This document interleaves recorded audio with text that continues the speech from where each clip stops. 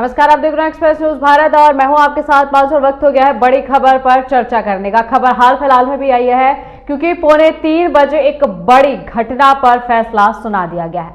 आपको चर्चा करने से पहले आपको बता देते हैं कि 9 अगस्त 2024 को एक घटना घटी। उस घटना ने सभी को हिलाकर रख दिया।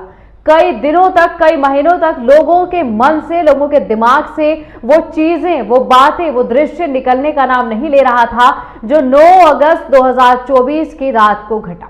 हम सब लड़कियों के मन में, स्त्रियों के मन में एक डर बैठ गया कि क्या लड़की होना इतना मुसीबत बन गया है, क्योंकि जिस तरीके से वो घटना घटी थी उस सब ने हम सबको हिलाकर रख दिया था। स्त्री ही नहीं, पुरुष भी, बच्चे भी, सभी सोचने को मजबूर हो गए थे कि क्या इतनी जघन्य घटना भी घट सकती है। जी हां, लेकिन एक घटना घटी और आज 164 दिन बाद उस घटना पर फैसला सुना दिया गया है। 9 अगस्त 2024 की बात मैं कर रही हूं तो सभी के दिमाग में आ गया होगा कि कोलकाता आरजी कर मेडिकल केस की हम बात कर रहे हैं, जहां एक ट्रेनी डॉक्टर के साथ एक बड़ा ही जघन्य अपराध हुआ, बलात्कार हुआ, दुष्कर्म हुआ और वो इतने बुरे तरीके से हुआ कि हम उसकी कल्पना भी नहीं कर सकते। लेकिन आज 164 दिन बाद 2:45 पर संजय रॉय, जो कि आरोपी बताया जा रहा है, उसको उम्र कैद की सजा दे दी गई है और 50,000 का जुर्माना भी दे दिया गया है। 164 दिन बाद सजा सुनाई गई, दिल को एक राहत की सांस मिली। लेकिन उन माता पिता का अभी भी यही कहना है जिन्होंने अपनी इकलौती बेटी इस जघन्य घटना के बाद खो दी है। उन्होंने कहा है कि हमें कंपनसेशन नहीं चाहिए, हमें फांसी की सजा चाहिए। अब सबके मन में और आधी जनता के मन में सवाल उठ रहा है कि उम्र कैद की सजा क्यों दी गई, फांसी की सजा क्यों नहीं दी गई और क्यों इस केस को रेयर ऑफ द रेयरेस्ट नहीं माना गया। इन सब तमाम सवालों को लेकर चर्चा करेंगे अपने डायरेक्टर इफ्तिकार त्यागी के साथ और जानने का प्रयास करेंगे कि क्या कुछ सजा में सुनाया गया है, क्या कुछ आगे चलेगा और क्या कुछ पूरी घटना है। और इस पूरे हादसे पर चर्चा करने के लिए हमारे साथ हमारे डायरेक्टर इफ्तिकार त्यागी जुड़ चुके हैं। सर, सबसे पहला सवाल, क्या कुछ फैसले में सुनाया गया है, क्या सजा दी गई है, तमाम बातें, उसके बाद चर्चा करते हैं। जी बिल्कुल मानसी, आपको याद होगा 9 अगस्त को एक दर्दनाक घटना हुई थी जिसने देश भर में पूरी चर्चा हासिल की थी और देश भर में एक तरह का गुस्सा था लोगों में। आरजीकर मामले में आज फैसला आया है और सबसे बड़ी बात यह है कि फैसला अगर देखा जाए तो बहुत जल्दी आया है, उम्मीदों के मुताबिक आया है। अगर इस तरह के फैसले आने लगे तो कहीं ना कहीं लोगों के मन में कानून का डर होगा और इंसाफ का राज होगा। फैसला बहुत महत्वपूर्ण है। फैसले में उम्र कैद की सजा सुनाई गई है संजय राय को और साथ ही जुर्माना भी लगाया गया है 50,000 रुपए का। तो अगर देखा जाए तो करीब करीब 4 से 5 महीने के बीच उम्र कैद की सजा सुना देना अदालतों का कहीं ना कहीं ये साबित करता है कि अदालतें अगर मेहनत से काम करें, किसी चीज को गंभीरता से लें तो समय पर परिणाम भी आ सकते हैं। ठीक है सर, आपने कहा कि बहुत जल्दी आ गया क्योंकि जब निर्भया कांड भी हमने देखा था उसमें काफी समय लगा था, लेकिन माता पिता के मन में अभी भी संकोच है। उन्होंने कंपनसेशन लेने से मना कर दिया है। वो कह रहे हैं कि हमें पूरा न्याय नहीं मिला है। नहीं, देखिए, अदालत जो है वो तथ्य और उस पर काम करती है, फैक्ट पर। अब इसमें अगर हम सिर्फ लोगों की बात करें तो संजय राय कह रहे हैं कि मुझे जबरदस्ती फंसाया गया है, मैं एक बेगुनाह हूं। तो अदालतें इस पर अपना निर्णय नहीं करती हैं कि कौन क्या कह रहा है। अदालतें निर्णय करती हैं तथ्य क्या है, सबूत क्या है, किस तरह की घटना हुई है। और अदालत ने इस घटना की दरिंदगी और इस घटना की गंभीरता को देखते हुए जितनी जल्दी फैसला सुनाया है उसमें अदालत की तो प्रशंसा की ही जानी चाहिए। वहां की जो सरकार है उसको भी कहीं ना कहीं इसके लिए क्रेडिट जाता है। ममता बनर्जी ने जो वादा किया था कि हम जल्दी मुजरिमों को कानून के कटघरे में लाए हैं, उन्होंने ये साबित कर दिया है क्योंकि प्रोसिक्यूशन बहुत जल्दी हुआ है। हालांकि सीबीआई केस था, सीबीआई जांच कर रही थी, लेकिन फिर भी स्टेट गवर्नमेंट का बहुत रोल रहते हैं। तो अगर इस तरह से 5 से 6 महीने में, 4 से 5 महीने में घटनाएं खुलने लगे और मुजरिमों को सजा मिलने लगे तो जैसे मैंने पहले कहा कि कानून का डर होगा और इंसाफ का राज होगा। सर, फांसी की कुछ लोगों के मन में सवाल उठ रहा है कि जब इतना जघन्य अपराध बता रहे हैं, दरिंदगी हुई है उस एक लड़की के साथ, क्या फांसी की सजा भी सुनाई जा सकती थी? बिल्कुल, जिससे धारा में ये मुकदमा दर्ज था, लेकिन उसमें फांसी की सजा, मौत की सजा का प्रावधान है। लेकिन देखिए, मौत की सजा का मतलब ये है कि आप किसी इंसान को खत्म कर देना चाहते हैं। हमेशा अदालत जो है, कानून जो है, इंसाफ वो होता है कि एक बार सुधरने का मौका दिया जाए और ताउम्र सजा पा लेना भी कहीं फांसी से कम नहीं है, क्योंकि उम्र भर अगर आदमी जेल में रहता है तो उसे अपने किए पर पछतावा रहता है और लोगों के लिए सबक बनता है और उसे अपने किए पर वो और लोगों को भी बता सकता है कि इस तरह की घटनाएं ना होनी चाहिए।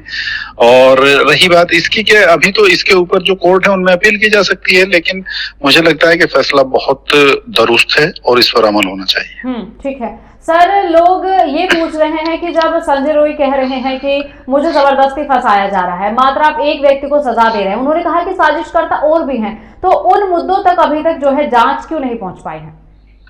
नहीं, देखिए, अब इसकी जांच की अगर हम बात करें तो स्टेट गवर्नमेंट इसमें जांच नहीं कर रही है, स्टेट अथॉरिटी इसमें जांच नहीं कर रही है, इसमें सीबीआई जांच कर रही है। तो कहीं ना कहीं सवाल सीबीआई पर है कि अगर अच्छा, सीबीआई की मजबूरी है कि अदालतों में सबूत, अदालतें भावनाओं पर नहीं चलती हैं, वहां पर सबूत इकट्ठे करके सबूत रखने पड़ते हैं, फिर अदालत को उन सबूत से संतुष्ट करना पड़ता है। तो सिर्फ बातें कह देना, भावनाएं हमारे आपके मन में भी हो सकती हैं, लेकिन इन भावनाओं पर अदालतें फैसला नहीं करती हैं। अदालतें, जैसे मैंने पहले कहा, कि तथ्य और सबूत के आधार पर फैसला करती हैं। तो सीबीआई है, देश की सबसे बड़ी एजेंसी है, हालांकि विवादित रही है हमेशा, लेकिन फिर भी आखिर में आपको उस पर यकीन करना ही पड़ता है। सीबीआई जांच से बड़ी क्या जांच हो सकती है? अब अगर सीबीआई ने ही संजय राय को ही पेश किया है और उसको ही आरोपी बनाया है, तो फिर अब आप इसमें इससे ज्यादा क्या कर सकते हैं? आप रीइन्वेस्टिगेट के लिए जा सकते हैं, लेकिन जहां तक मेरा नजरिया है उसमें यही है कि बढ़िया फैसला है, अच्छा फैसला है। ठीक है सर, एक सवाल और है जो मन में उठ रहा है। एक लाइन देखिए, हमने जब पूरा फैसला सुनाया कि कोर्ट ने इस केस को रेयरेस्ट ऑफ द रेयर नहीं माना। कुछ लोग इसका मतलब नहीं समझ पा रहे हैं कि इतनी बड़ी घटना, दर्दनाक हादसा हुआ है, तो रेयरेस्ट मतलब क्यों दुर्लभतम घटना इसको नहीं माना गया? नहीं, कोर्ट का कहना यह है कि देखिए, देश भर में इस तरह की घटनाएं बहुत सारी होती हैं देश भर में, और इस घटना को आप इसमें दुर्लभतम से इसमें रेप हुआ है, और आप समझिए कि देश भर में कितनी सारी घटनाएं जो हम तक पहुंच पाती हैं और बहुत सारी ऐसी घटनाएं जो दब के रह जाती हैं।